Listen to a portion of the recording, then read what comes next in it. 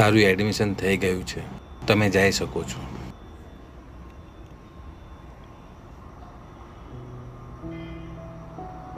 બોલો નામ. દેવ વીણાબેન. પપ્પાનું નામ. વીણાબેન. વીણાબેન? આ તે કેવું નામ? પપ્પા નથી કે શું? દેવ પાછળ મારું નામ જ લાગશે, એના પપ્પાનું નહીં.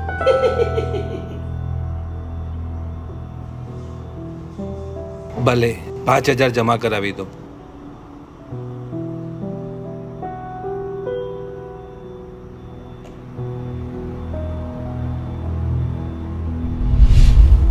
પણ મારી પાસે તો આટલા જ છે.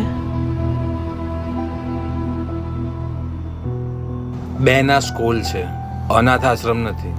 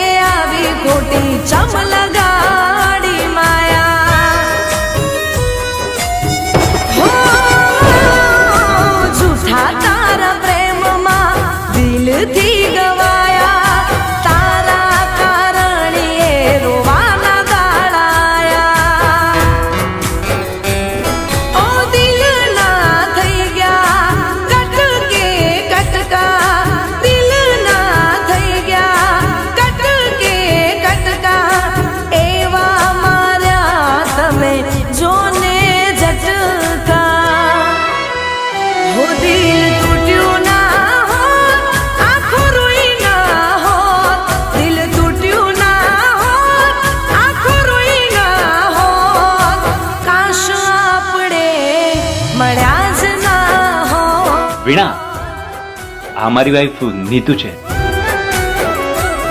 અરે કાશ આપણે મળ્યા જ ના હોત. વીણા,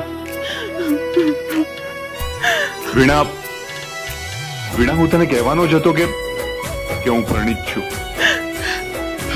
પણ આપણા બંને વચ્ચે આ બધું એટલું જલ્દી થયું કે રવિ, હું બધું ભૂલી જવા માંગુ છું.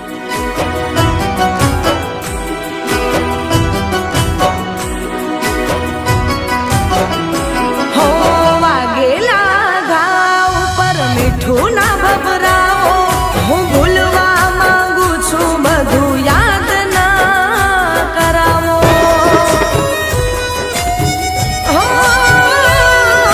પ્રેમ રે કર્યાનો મને થાય છે પસ્તાવો, અમે મરી જાશું, અમને કોક તો બચાવો.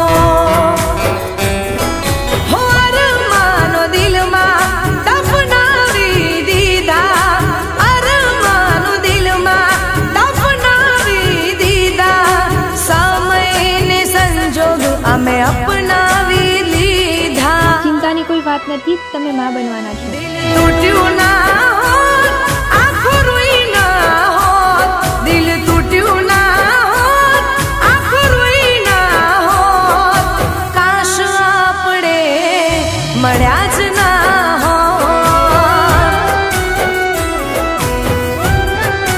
હો કાશ આપણે મળ્યા જ ના હોત.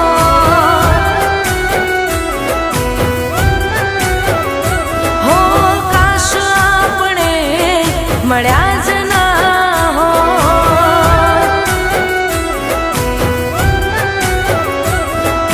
કાશ આપણે મળ્યા જ ના હોત. બેન, રવિએ મને બધી જ વાત જણાવી દીધી છે. નીતુ, થોડા વર્ષો પહેલા હું જનજાગૃતિ અભિયાન માટે ડુંગરપુર ગયો હતો. ત્યાં મારી મુલાકાત વીણા સાથે થઈ હતી ને મને એની સાથે પ્રેમ થઈ ગયો હતો. 3-4 મહિના બાદ એ મને પત્ર લખીને જણાવે છે કે એ મારા બાળકની મા બનવાની છે. તમારા બંનેની જવાબદારી પણ હવેથી અમારી છે. અને હા, દેવની સ્કૂલની ફીસ અને એડમિશન અમે કરાવી દીધું છે. તમારે હવે કોઈ જ ચિંતા કરવાની જરૂર નથી. તમારા બંને વચ્ચે જે પણ થયું એ એક સંજોગ હતો.